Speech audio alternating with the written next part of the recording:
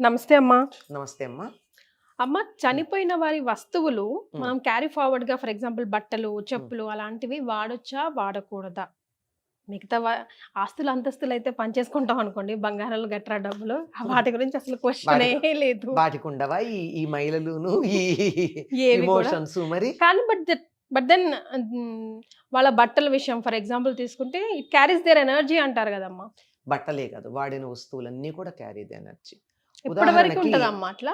చనిపోవడం కాదు, బతికున్న వాళ్ళు కూడా హ్మ్. కొంతమంది వచ్చి ఇక్కడ కూర్చుని వెళ్ళారనుకో, హ్మ్. ఆ కుర్చీలో స్ట్రాంగ్ నెగెటివ్ ఫీలింగ్స్ ఉన్న వాళ్ళు కొంతమంది ఉంటారు. హ్మ్. అవును. వాళ్ళు మీరెప్పుడు కూర్చుని అంటారు. వెళ్ళాక సంథింగ్ మనం అక్కడ కూర్చుంటే చికాకు అనిపిస్తుంది. హ్మ్.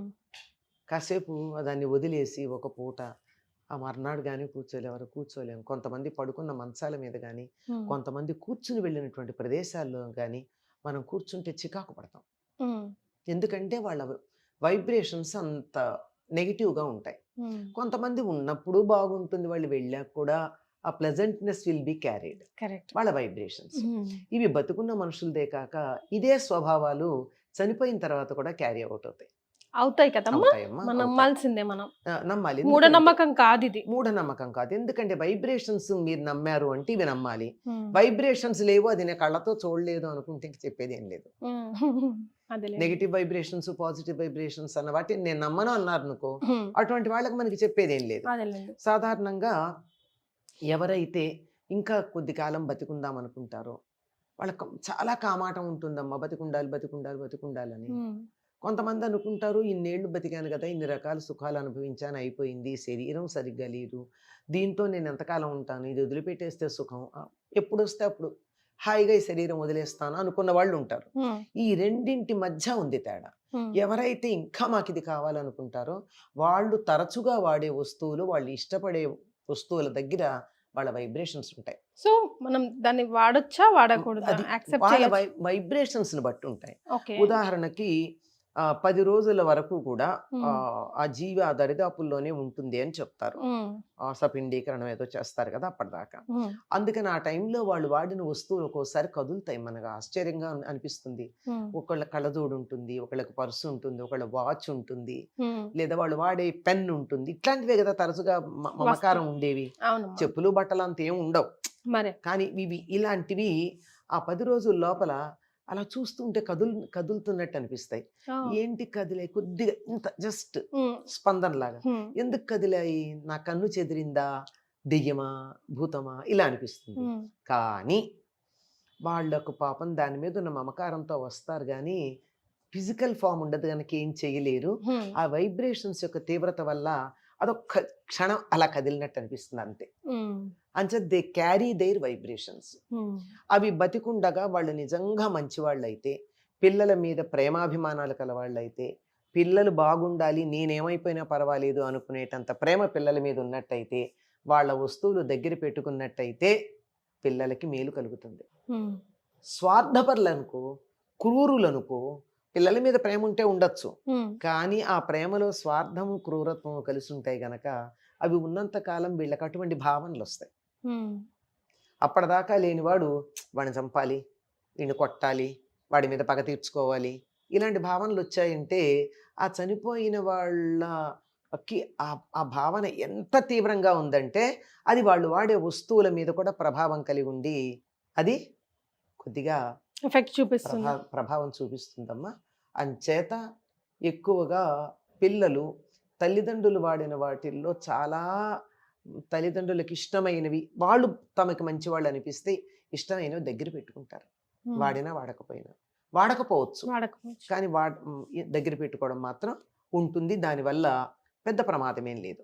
కానీ వాటిని ఇంకా అలా పెట్టుకోకుండా ఒకవేళ బోలెడన్ని బట్టలున్నాయనుకోండి. వాటిని అవన్నీ దానం అవన్నీ మనం ఏం చేసుకుంటామమ్మా? అన్ని బట్టలు మనం కట్టుకుంటామా? కట్టుకోం ఏమన్నానా? గాబ ఎవరికన్నా ఇచ్చేసేయొచ్చు. ఇచ్చేసేయొచ్చు. ఓకే. సాధారణంగా చెప్పులు ఒకళ్ళేసుకున్న ఒకళ్ళు వేసుకోరమ్మా. యెస్.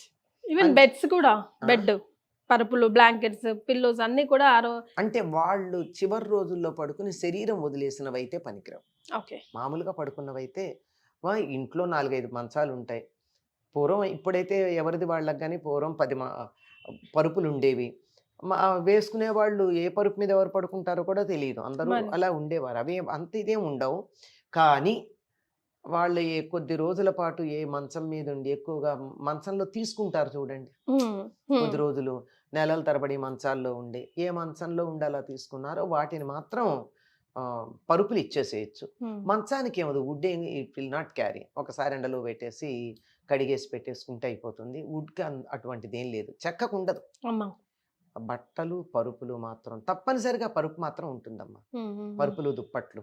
హ్మ్. ఎందుకంటే మనం మామూలుగానే మనం పడుకున్నప్పుడే, బతికుండగా పడుకున్నప్పుడే మంచం మీద ఇలా పక్క దులిపితే హ్మ్. ఇంత దుమ్మొస్తుంది. కనీసం ఇంత దుమ్మొస్తుంది. అవునమ్మా. ఏమిటా దుమ్ము? మన శరీరం యొక్క పై పొరల్లో నుంచి ఊడిపడినటువంటి సెల్స్. డెడ్ హ్మ్. సెల్స్. హ్మ్. అందుకే ఒకళ్ళ మంచం మీద ఒకళ్ళు పడుకోవద్దంటారు. హ్మ్. పడుకున్నప్పుడు మంచం నిండా ఉంటాయి. మేలుకున్నప్పుడు కన్నా పడుకున్నప్పుడు జీవ ప్రక్రియ ఎక్కువ జరుగుతుంది గదా! చెమటలు పడతాయి. హ్మ్. ఆ దుప్పట్లన్నీ ఆ చెమటనన్నీ పీలుస్తాయి. హ్మ్. అందువల్లే రాత్రిళ్ళు ఒకళ్ళు పడుకున్న మంచం మీద ఇంకోళ్ళు పడుకోరు సాధారణంగా. హ్మ్. బెస్ట్ ఎందుకంటే రెమెడీ కూడా అంటారమ్మా. ఆ! మన బ్లాంకెట్స్ మనమే ఫోల్డ్ చేసుకోవడం అనేది ఆ! బెస్ట్ రెమెడీగా కూడా ఒకటి ఆ! చెప్తారు. చెప్తారు. హ్మ్. ఒకళ్ళ ఎవరు అసలు ఒకళ్ళ మంచం మీద ఒకళ్ళు పడుకోకూడదమ్మా. హ్మ్. రాత్రి పడుకున్న మంచం మీద మరే. పడుకోకూడదు. తర్వాత అంటే ఆ ఫీలింగ్స్ ఒస్తాయి వద్దన్నా. హ్మ్. హ్మ్. హ్మ్. హ్మ్. కొంచెం ప్రభావం ఉంటుంది. ఉంటుంది. ప్లస్ ఆర్ ఉంటుంది. మైనస్. అందుకని మన పక్క మనమే వేసుకోవడం మంచిది. మన పక్క మన దుప్పటి మనమే మడత పెట్టుకోవడం చాలా మంచిది. దరిద్రం అనేవారు పెట్టుకోకపోతే. హ్మ్. అట్లాంటిది వ్యాధిగ్రస్తులై మంచం మీద కనుక ఉన్నట్టయితే దానికి ఎంత ఎఫెక్ట్ ఉంటుంది? మరే. అందులోనూ అదే మంచం మీద శరీరం వదిలుంటే అదే పక్క మీద ఇంకెంత ప్రభావం ఉంటుంది? హ్మ్. అందువల్ల తప్పనిసరిగా వాటిని పడేసేయాలి. యెస్. ఎవరు తీసుకోరు గూడా సాధారణంగా. మరి. కొంతమందున్నారు. మాకేం అభ్యంతరం లేదు. తీసుకుంటే ఎండలో పడేస్తాం మేము. వాడతామా? వాడుకుంటాం అనుకునేవాళ్ళు వ వ కానీ వాళ్ళ మీద ప్రభావం కూడా ఉండదట. హ్మ్. ఎందుకంటే ఎమోషనల్ అటాచ్‌మెంట్ లేదుగా వాళ్ళకి. లేదుగా. హ్మ్. మనకేమో ఎమోషనల్ అటాచ్‌మెంట్ ఉంటుంది. యెస్. అందువల్ల అలాంటి వాళ్ళకుండొచ్చు. అలాగే వాళ్ళ వస్తువుల్లో కట్టుకున్న బట్టలవి కూడా అప్పుడు కట్టుకున్నవి, మంచంలో ఉండగా కట్టుకున్నవి, వ్యాధిలో ఉండగా కట్టుకున్నవి అవి మాత్రం వాడకూడదమ్మా. ఓకే. అవి వాడకూడదు. ఎందుకంటే దే క్యారీ దట్ సఫరింగ్. మరి. సఫరింగ్ ఉంది గదా! హ్మ్. దాంట్లో ఆ సఫరింగ్ ఉంటుంది. అంచేత అవి కాకుండా హ్మ్. వాళ్ళు హ్యాపీగా ఉన్నప్పుడు వాడినవి, వాళ్ళు సంతోషంగా ఉన్నప్పుడు వాడినవి, మనం కలిసి ఆనందంగా ఉన్నప్పుడు వాడినవి ఉన్నాయి గదా! అవి వాడుకోవచ్చు. యెస్.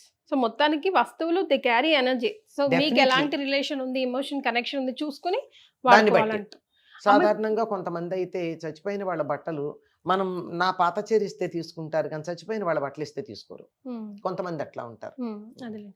అమ్మ మరి ఆ ఇంటి అత్త చనిపోతే, హ్మ్. ఆ ఇంటి కోడలు కానీ, ఆ ఇంటి ఆడపడుచు గాని ఏమేమి వస్తువులు తీసుకోవాలి, తీసుకోకూడదు? ఇప్పుడు గాజులు, పుస్తల తాడు, మెట్టెలు అలాంటివి ఉంటాయి గదా! ఆవిడ ఏం కోరుకుంటే అలా ఇవ్వాలమ్మా. హ్మ్. ఆవిడ నా కూతురికి బండి, కోడలికి బండి అనుకోండి. ఆవిడెలా చెప్తే అలా ఇవ్వడం. హ్మ్.